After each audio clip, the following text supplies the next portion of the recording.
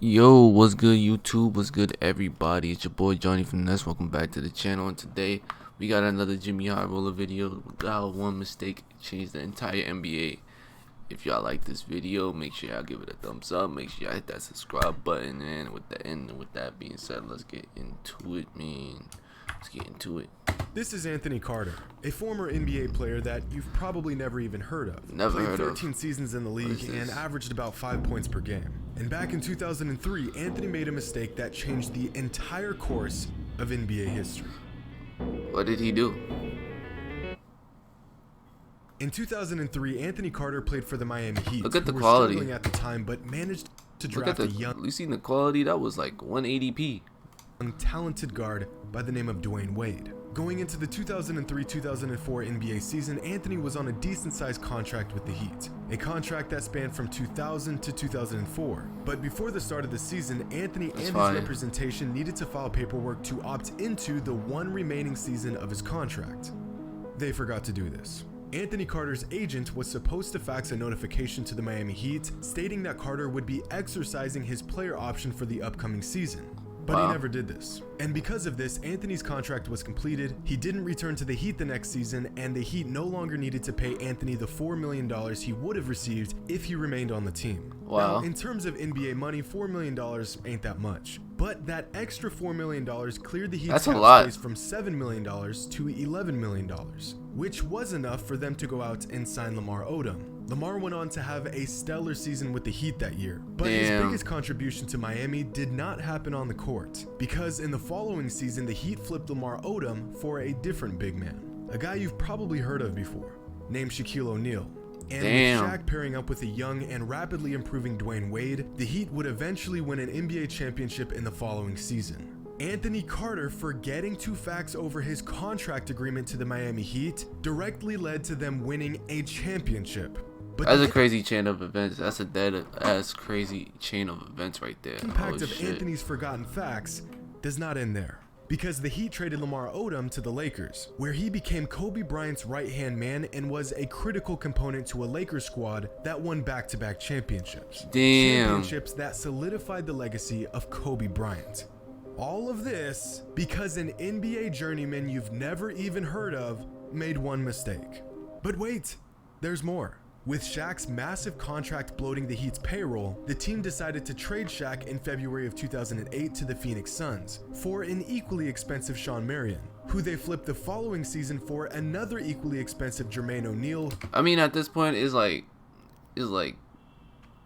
you're too far. He left the team in 2010, clearing an enormous chunk of cap space, giving the Miami Heat enough room to sign, you guessed it, LeBron James and Chris Bosh. And that, ladies and gentlemen, is the butterfly effect. When that really is though. A small and seemingly insignificant occurrence has a rippling effect through time, leading to a consequential event sometime long after the initial event. Or, as Google would put it, the phenomenon whereby a minute localized change in a complex system can have large effects elsewhere. But the forgotten facts is not the only butterfly effect Dwayne Wade has been a part of. During the late 90s and early 2000s, the Miami Heat were one of the most winningest teams in the NBA, finishing 5 straight seasons as a top 3 seed in the Eastern Conference. But the tides quickly turned for the Heat as they fell from a 50-win powerhouse in 2001 to a 36-win team far from playoff contention the very next season. Their struggles continued as the following season they would fall from a 36-win team to a mere 25 wins, one of the worst seasons in franchise history. Fortunately, in the NBA, the worse the record, the better the draft pick. So with the 2002-2003 season coming to a close and one of the most loaded draft classes in NBA history just months away, the Miami Heat decided to tank. After losing 10 of their last 12 games, the Heat were on track to a great draft pick and potentially the future of their franchise, which leads us to the last game of the season. Look, that shit is shitty ass quality. What the fuck? The Heat versus the Raptors. But little did they know, the Raptors were tanking as well. We never play to lose. We're two teams that are having bad years, but this isn't a joke. Even though a lot of fans want to see us get the 4th pick, I think that the true fans were probably at home going, that's good, they ain't give up. So the final game of the season came down to a tank-off. And in the most petty game of the NBA season, the Heat came out on top in a thrilling 4th quarter comeback victory. The players who led the comeback for the Heat: Razul Butler, Ken Johnson, Sean Lampley, LaFonso And watch, all these players got traded. All these players got traded. Watch. and Vladimir Stepania. This comeback should have never happened. The Heat should have never won that game. But they did. And as a direct result of this, the Raptors landed the 4th overall pick in the draft, and the Heat had to settle for the 5th overall pick. Now, if the Heat had gotten the 4th overall pick in the draft, they would have picked Chris Bosh. Pat Riley, the Heat president at the time, has said this on multiple occasions. If Bosh was available, they would have picked him. So, in the most poetic fashion imaginable, the team that out-tanked the Heat picked Chris Bosh in the 2003 draft. That's dead crazy. Like that, like those type of things is crazy. Like, 'cause you would never know if you don't watch this type of shit. With the 4th overall It's just pick. crazy. The organization was ecstatic. Mission accomplished. They got the big man they needed. Meanwhile, the Heat had to settle with the 5th pick, and they got a young guy out of Marquette, some 2-guard named Dwayne Wade, the face of their franchise for the next 13 years and the greatest Heat of all time. If Miami would have lost that last game, that one, I mean that shit sound like it was bad. Like, that shit was good. You just like what? one measly game that they were supposed to lose. If Razul Butler didn't have the best 4th quarter performance of his life to secure a victory over Toronto, the Heat would have gotten the 4th pick in the 2003 NBA draft. They would have drafted Chris Bosh, and Dwayne Wade would have been a Toronto Raptor, drastically changing the landscape of the NBA for the next 2 decades. It was the worst victory a team could have at the time that ultimately turned it into the best victory because of obviously the draft that came and who came with it next. And once again, the Miami Heat managed to flip mistakes of marginal NBA players into generational talent and championships. Because sometimes a curse in the moment can become a blessing in disguise. Like when Kevin Durant's injury in the 2019 NBA Finals actually saved another player's life. Sounds impossible, right? Well, let's back it up for a moment. Back in 2016, NBA player Caris LeVert was drafted to the Brooklyn Nets, a late 1st-round pick, and for the next couple years, he played like a late 1st-round pick. Nothing terrible and nothing spectacular, just a solid NBA player. But after the 2019 NBA season, the Brooklyn Nets did a complete overhaul of their roster. And with only 7 players returning to the team, most of these returning players would get a massive promotion in the Nets rotation. Well, everyone except Caris LeVert, since part of the Nets overhaul included the addition of Kevin Durant, who at the time played the same position as LeVert did.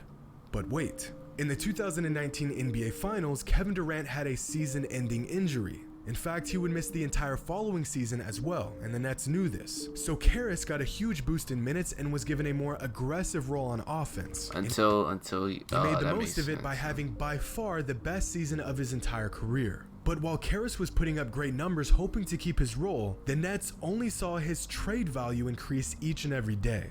And on January 13th, 2021, in possibly the most complicated trade I've ever seen in my I remember this shit, bro. life, the Brooklyn Nets traded Caris LeVert to the Indiana Pacers. His stellar play in the previous season skyrocketing his trade value, making the transaction extremely beneficial to the Nets in the form of James Harden. But after undergoing a routine physical before suiting up for the Indiana Pacers, Caris noticed that the results were taking a lot longer than usual. Caris was in good health, only 26 years old, coming off the best season of his life. So at the time, he really didn't think much of it.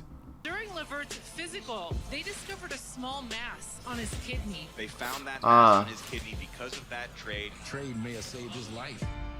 That's Just crazy. days after being traded to the Pacers, doctors discovered a mass in Caris's left kidney. What does that mean? A cancerous tumor. Something that, if not discovered early on, can and will eventually become life-threatening. But after discovering this, Caris LeVert immediately took action and underwent surgery to remove the tumor. Crazy. And within 2 That's a months, blessing. Caris was back on the court with the Pacers and finished the season with the best stretch of games in his entire career. If Kevin Durant never got hurt in the 2019 Finals, he would have played in the 2019-2020 NBA season and would have taken considerable minutes from Caris, which means that Caris would have never developed into an all-star caliber guard, and his trade value would have never increased enough for the Nets to trade him in company stuff like for this James is OD. Harden. Stuff And like if they this is never OD. trade Caris to the Pacers, Karras doesn't get the MRI that led to the discovery of the cancerous tumor.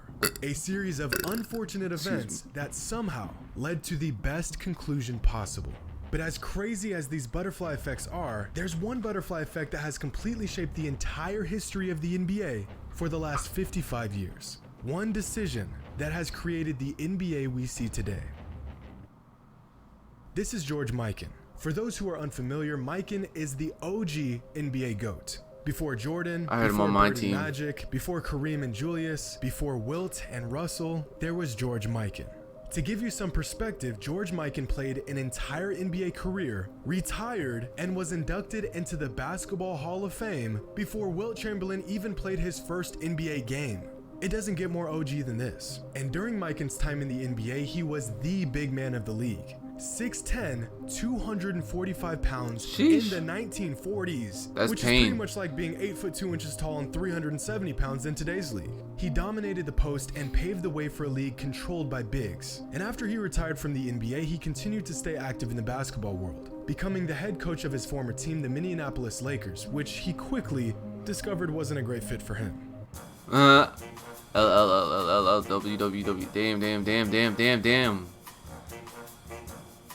I mean, that was your first year, bro. Like, come on.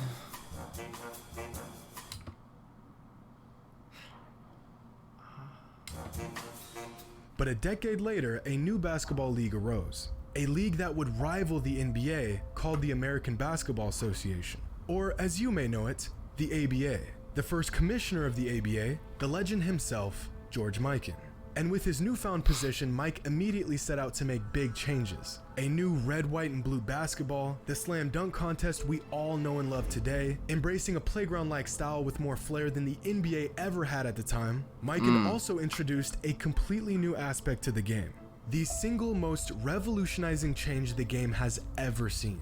A new shot. Something we now know today as the three-point shot.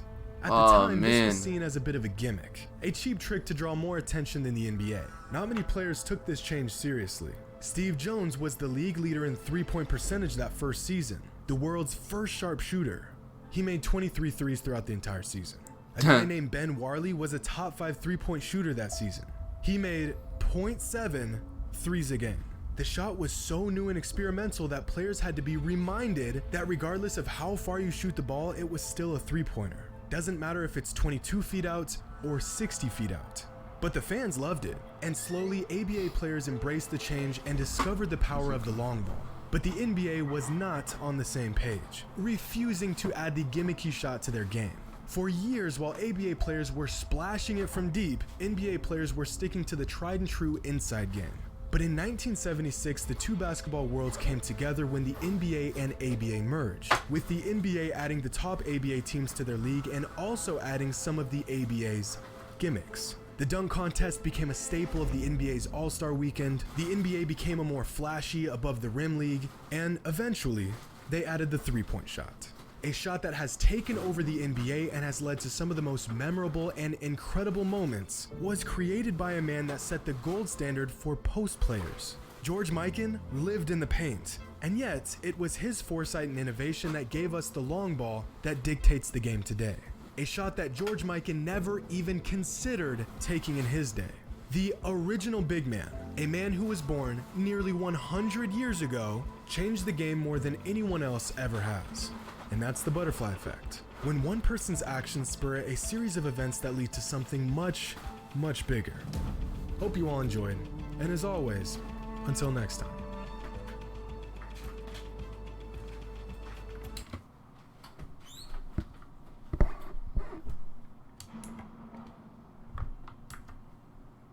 This one.